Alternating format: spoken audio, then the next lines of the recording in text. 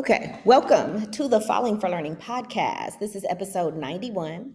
So, today, what we're going to discuss is actually researching like what can we do to research issues and matters that make sense to us, that are important to us, and sharing those methods with our kids so that they can become readers and writers who have agency and the ability to critically choose the things that they want to buy for their own purposes, making choices that involve their health, that are informed, and that are going to be to their benefit.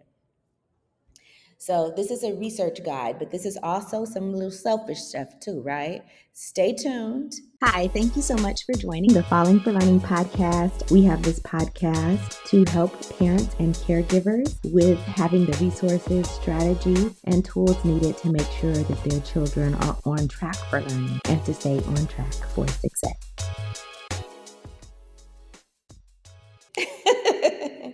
Okay, episode 91. Let's get into it.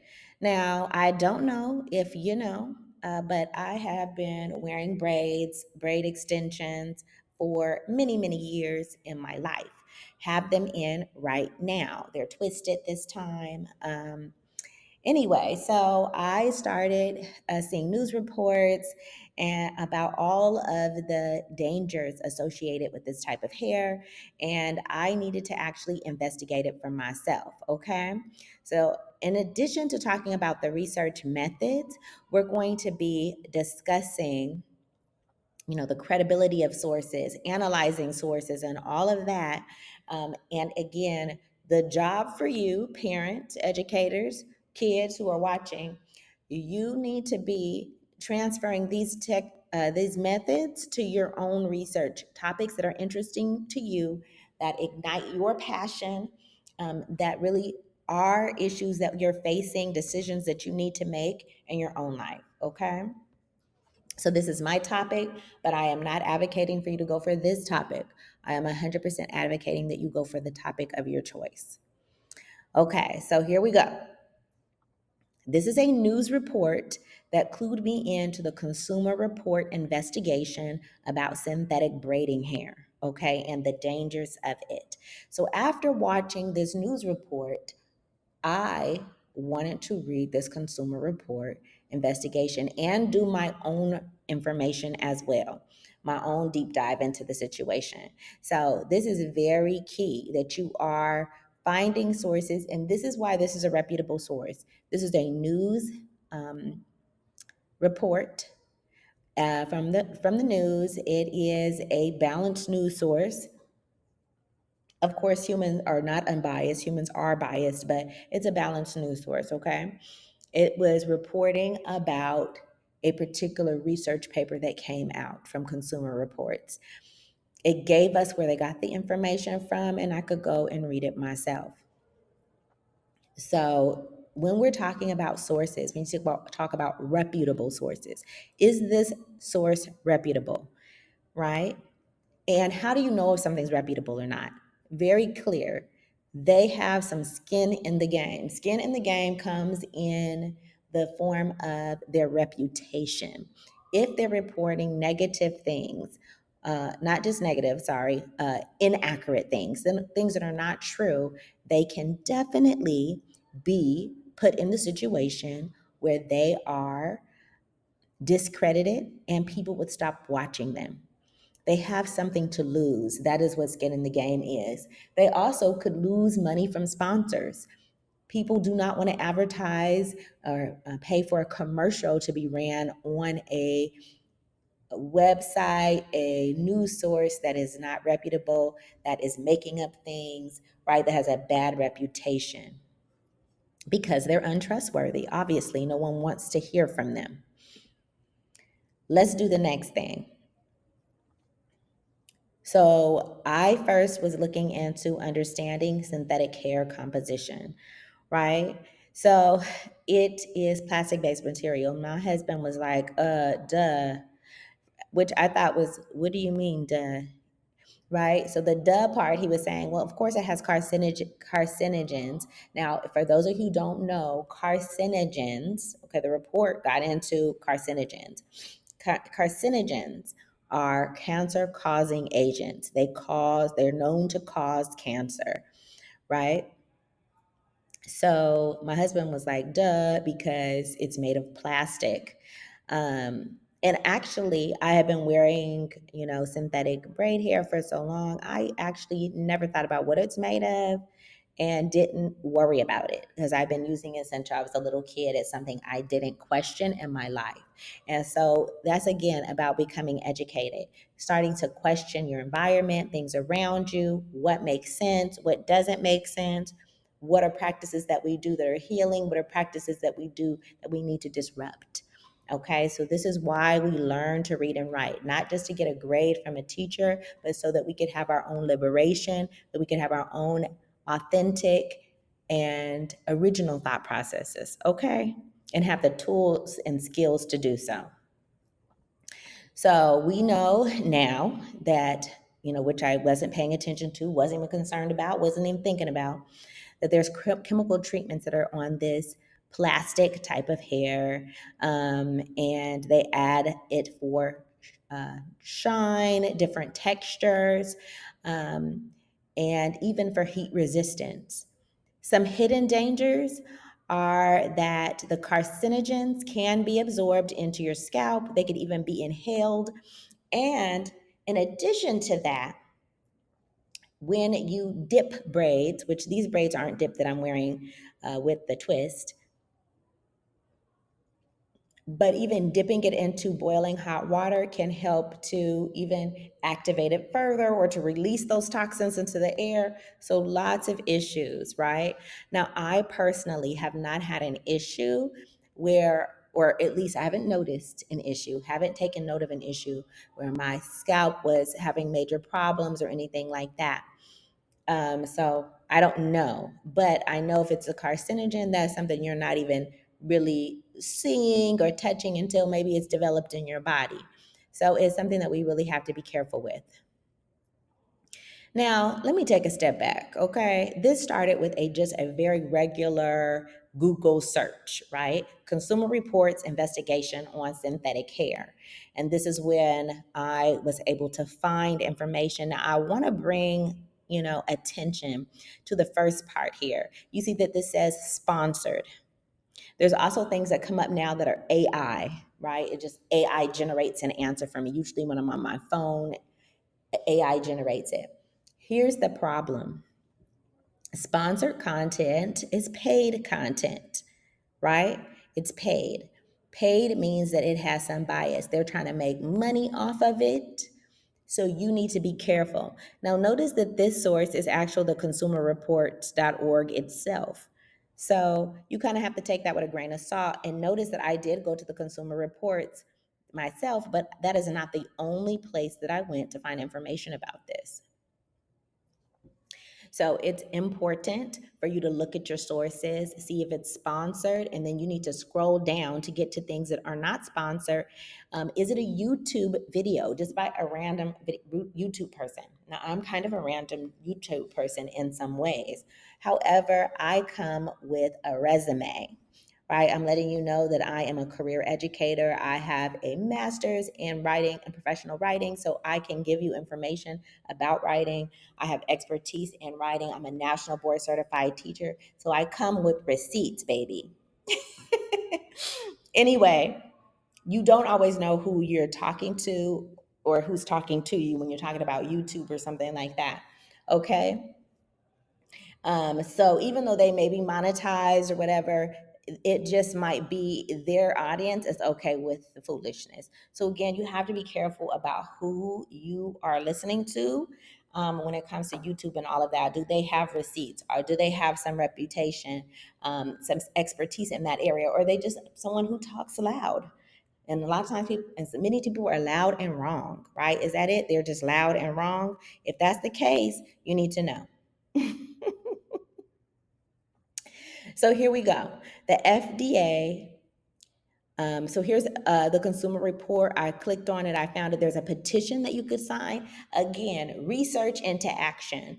We're not researching just for researching's sake. And parents, especially homeschool parents out there, educators out there, try to get your kids, your students to be researching for a purpose, for action in their lives. How are they gonna apply this to their community, to their own personal lives? For me, this research is going into my own personal life. I'm going to make a decision about having synthetic hair, wearing my own natural hair. I've got to make a different decision, right? I got to find out what I can do. And so I'm taking you through this process so that you could also think about what is in your life that you need to research, right? I'm going to keep bringing that up because this is about you using your education for liberation, right? Not just education for education's sake. Now, if you're very just curious about something, great. But if it's just something that the kids are not interested in, that you're just giving out research topics and they're not into it, this is the problem. Get them into something they're interested in. Okay, so going beyond the basic searches, you're going to start with some basic inquiries, that Google search, right? Synthetic hair, synthetic braiding hair, safety, all of this, right? To kind of get what you have. Then you got to get beyond those top results. Those top results are going to be sponsored. It'll say sponsored next to it, thankfully. Um, but of course, looking at various sources and that have the similar information, very important. If you've gone through and you find one place that has totally different information than other places, you may have some false information, right? Because sometimes there is misinformation out there, and we know things go viral, and then you go back and fact check and find out that was a totally wrong viral thing. Now, not everybody gets to the end where it gets fact checked and debunked, and they're just around there saying what this thing is that was totally wrong. The Rewrite Method and the Rewrite Method Workbook are your go-to resource for helping kids to learn to fall in love with writing. It has the tips, tools, resources, strategies, and skill building activities to help kids fall out of writing hate and into loving to write. Get your book set today.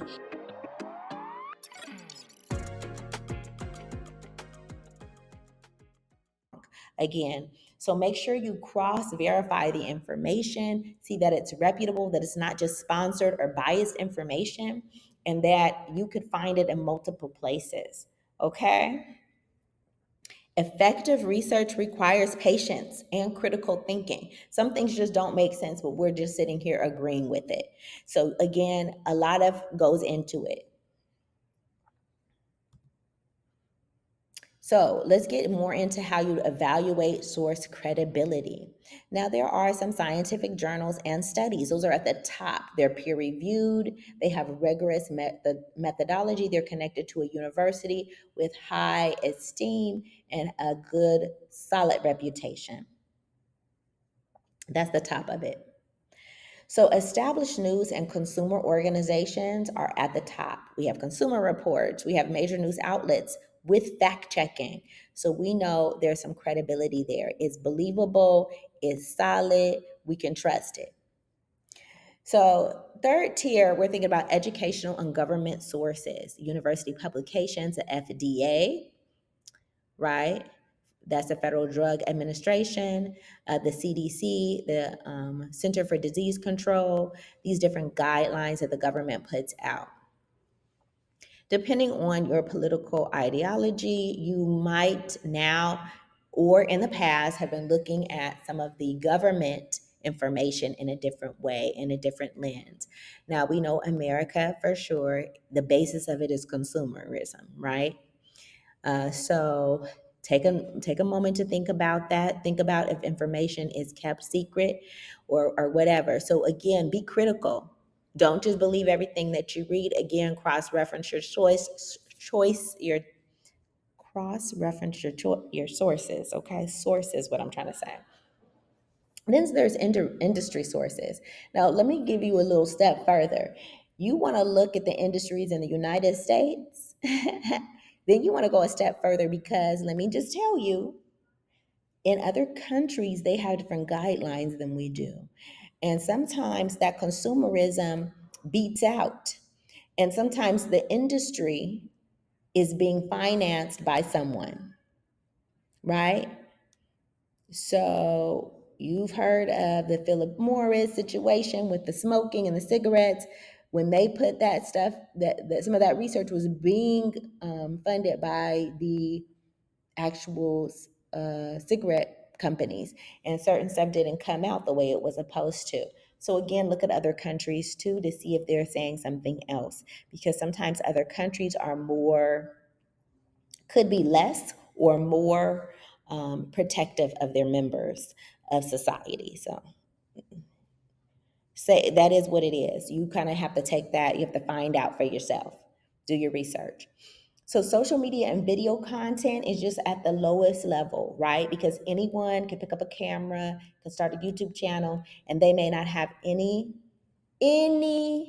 way that they should be talking about this topic. They may not know anything. They might just be going off a gut idea or what they've heard of or how they've always heard it, and it's not grounded in anything specifically. So really, lowest level, you have to really take it for a grain of salt. You really have to verify those resources, see if it makes any sense, see if they're referencing any resources that have a higher level of authority and reputation. Okay, so really important, evaluate those sources. Let's take a look at some of the Consumer Reports investigation and key findings. So this was a comprehensive consumer report in which they tested multiple synthetic braiding hair products. They found carcinogens in 100%. Every single one of the 10 that they tested. Okay? Everything had it. And in addition to that, there are no labels besides it saying something like Kanekalon on it. There's really no labels. You don't know what is in it, and they don't have to tell you. It's not like our food that has specific labels on there about what the ingredients are. So again, without transparency, it's hard to be healthy. Not hard to be healthy, it's not healthy. Let's just say it's not healthy. If it was, it's not healthy. And so that's the final conclusion I came to, that it's not healthy. It's not something I should be having in my hair, but I've been using it for years. So let's get into what those details are. It contained carcinogens, which are cancer causing agents. High VOC levels. Now, VOC, I will link in the comments, in the summary, like what that another video that had information about this. But basically, some more harmful stuff. All this that's here in this list: flame retardants, harmful. Flatulates are present, more harmful stuff. All these things here are harmful. But just to, again, going back to the top, the cancer causing agent, which is known as a carcinogen, all of them had it in there. But a high percentage of these other things were found in it. And again, we don't know what else. These are the things they tested for. We don't even know everything that was in it. So it's very important for us to know this. Number one, bottom line, harmful, harmful, harmful, harmful. Again, it's harmful. So I just need to choose a different style. So common research pitfalls to avoid, getting back to the thing, which is how do you do some research and how can you make sure that you are avoiding some research pitfalls? So relying on top search results only, which if you're really being honest with yourself, a lot of us do. We do a quick Google search, we look at the top thing and be like, see, told you so, or whatever it is. And again, you need to dig a little deeper because a lot of times it's sponsored. Accepting unverified social media claims. So someone that you like on social media, you're following them, you like them, you know them, you trust them, but are they trustworthy? That part we don't know. That part you're not sure of. You don't know. So you have to actually figure that out. So then accepting unverified social media claims, can be very harmful. You're making decisions based on someone that you think is cool, but they don't really have any expertise in the area. They're not a professional in the area. They're just giving their opinion. Then there's confirmation bias. If I already believe that this is the best thing for my hair to wear these, and I find someone who says, "Oh, please, everything is they say is a carcinogen," I might as well. What we gonna, put ourselves in a bubble, and like that confirms what I want. I'm gonna keep wearing this hairstyle. It's easy. I'm good. So be careful that you're not just listening to things you want to hear instead of listening to what you should be hearing, right? Um, So then superficial reading. Like sometimes we skim a headline. I saw it on a headline and I have 100% been guilty of this. I tell my husband, I saw the headline where it said, and I did not read that article. Sometimes it's just clickbait. And it could have been totally from an unworthy website for me to be talking about what that headline was. So just reading a headline or the first paragraph or something does not mean that you have done some research. It does not mean any of that. So, how do we take action? Again, I already told you I'm gonna change my hairstyle. I'm not gonna put this stuff in my hair no more because only thing I decided to do is like the human hair. Now, I do want to say, and I'm gonna put it in the again that a link to the video with a group of Black women talking about this, about different alternatives that you could wear, like for more healthy. Synthetic hair, whatever. I'll probably have like human hair. I ordered some, right? So have it some twists with the human hair, whatever. But eventually, just having nobody else's hair in my head is very important to me to get that together. Okay. So doing multiple research, I even tried with this hair. I like cleaned it with apple cider vinegar, But again,